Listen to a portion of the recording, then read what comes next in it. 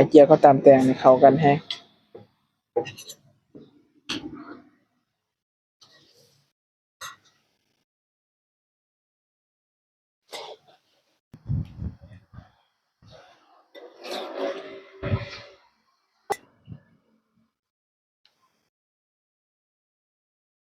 ชีวิตการทำงานก็สิประมาณนี้แหละตื่นเช้ามาเลิกงานตื่นเช้ามาเข้างานเลิกงานกลับห้องนอนตื่นเช้ามาเลิกงานกลับห้องนอนก็สิวนเวียนไปจังซี่แหละตลอด3 ปีก็สิประมาณนี้แหละทุกคนเอ้ย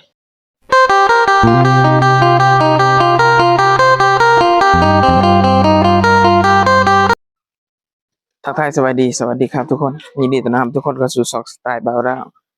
มื้อนี้สิพาทุกคนไปเฮ็ดงานคือเก่านะถ่ายชีวิตประจำวันให้ทุกคนเบิ่งเนื่องจากว่ามื้อนี้ก็เป็นมื้อวันพฤหัสที่18ธันวาคมเนาะ2025ทุกคนเอาเข้ามาเฮ็ดงานอยู่ในประเทศไทยได้อยู่3 ปีกว่าแล้วทุกคนแล้วก็เริ่มคิดฮอดบ้านแล้วเด้อทุกคนให้เป็นคือกันแหน่ทุกคนเวลามาเฮ็ดงานต่างถิ่นเริ่มคิดฮอดบ้านถึงแม้บ้านเขาก็สิค่อนข้างดีกว่าบ้านเฮาจั่งใดก็คือบ้านเฮาคือเก่าเนาะทุกคนเนาะก็อดเอาทุกคนว่าสิกลับบ้านอีกบ่โดนดอกทุกคนอีกประมาณเกือบปีนี่แหละก็บัตรเบิดแล้วก็กลับบ้านได้ทุกคนกลับมาใช้ชีวิตแบบตั้งแต่ตอนข้าวยังน้อยๆนะทุกคนคิดว่าแนวใดมื้อนี้ก็ถือของกินไปกินคือเก่าทุกคนของกินเฮามื้อนี้ก็ได้ไข่ไป3 หน่วยนะทุกคนเนาะแล้วก็บักแตงแล้วก็บวบทุกคนเฮาสิมา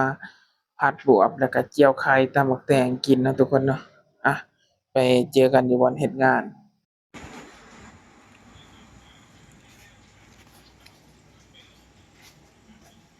อันนี้มากินข้าวเช้านำกันทุกคนมีไข่เจียวตำแตงแล้วก็ผัดบวบฝีมือข้อยเองมากินกันเด้อนี่สิเป็นข้าวเช้าเนาะข้าวเช้าก็ข้าวเพลอันเดียวกันเด้อเตรียมของแล้วก็เลยจัดเลย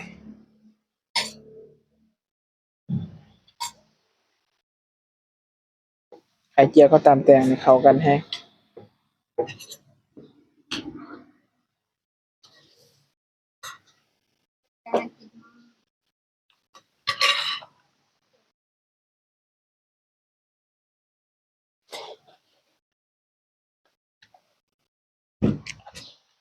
แล้วเป็นข้าว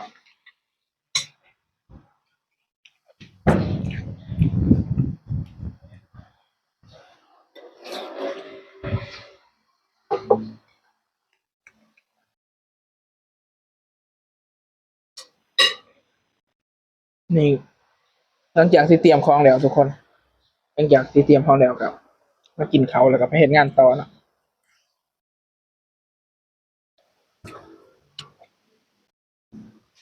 ผัดบว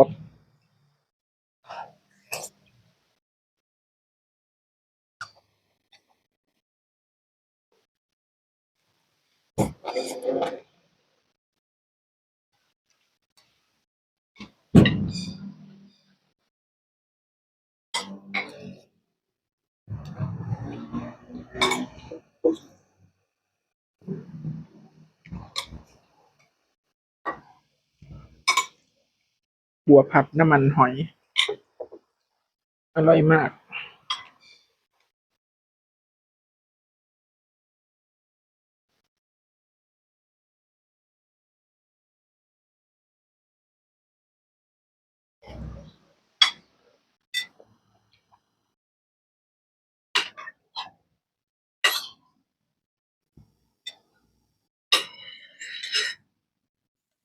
เอ้ยสำหรับข้อยว่าบัวผัดน้ำมันหอยแซ่บแฮงTambién lo que อืม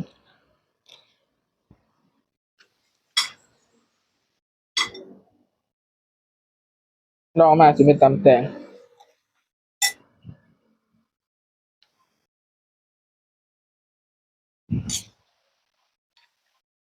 เมื่อเช้ากินแต่กาแฟหิวข้าว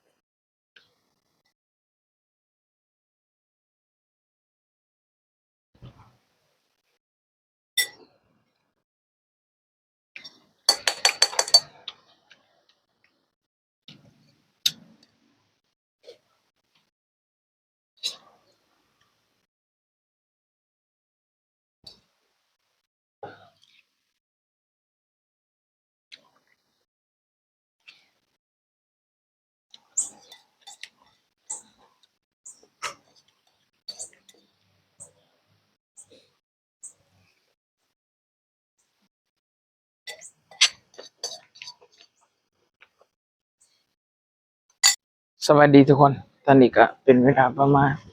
3 ทุ่มนะทุกคนเนาะหรือว่า9 โมงกลางคืนนั่นเองทุกคนเราก็สิได้เดินทางกลับ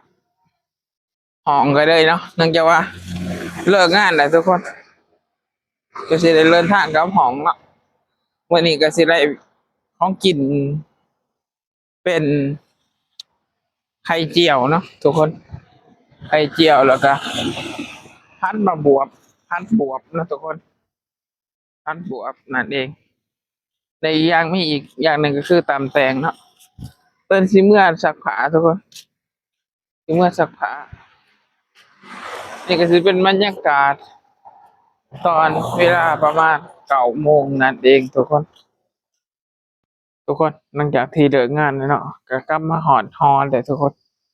นี่ก็จะเป็นฮอเฮาเนาะแล้วก็สิเขาเมื่อฮอแล้วทุกคนเนาะสิเขาห้องแล้วไปหาซักผ้าทุกคนสำหรับมื้อนี้ก็กินข้าวแล้วก็เฮ็ดงานต่อแล้วก็บ่ได้เฮ็ดหยังเลยทุกคน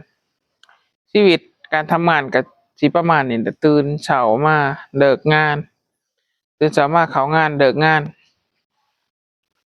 กลับห้องนอนตื่นเช้ามาเลิกงานกลับห้องนอนก็สิวนเวียนไปจังซี่แหละตลอด3 ปีก็สิประมาณนี้แหละทุกคนเอ้ยทุกคนสำหรับคลิปนี้ก็จบเพียงเท่านี้เด้อสิมาอัปเดตชีวิตประจำวันให้เบิ่งใหม่อีกเทื่อนึงสำหรับคลิปนี้ลาไปก่อนสวัสดีครับ